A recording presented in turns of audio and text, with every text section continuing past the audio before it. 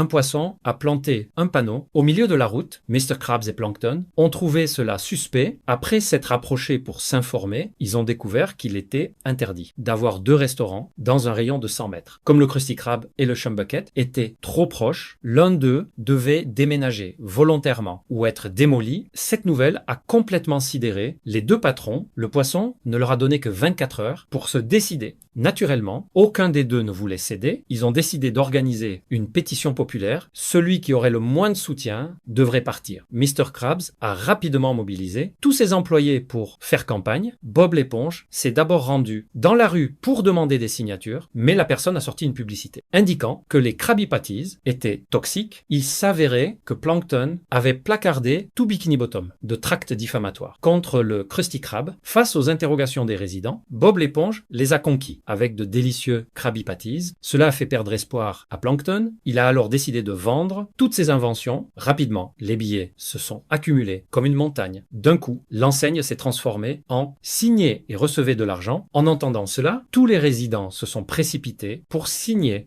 De l'autre côté, Mr. Krabs, voyant cette scène, a décidé de faire ses bagages et d'abandonner. À ce moment, le poisson salé a foncé directement vers le Krusty Krab. Avec un bulldozer, Mr. Krabs a défendu désespérément son restaurant. Bob l'éponge s'est joint à lui. Plankton regardait le spectacle de côté. Le bulldozer grondait. En s'approchant peu à peu, il s'avérait que le poisson salé voulait seulement s'assurer que les deux restaurants respectaient bien la distance de 100 pieds. Plankton était sur le point d'exploser de rage. Bob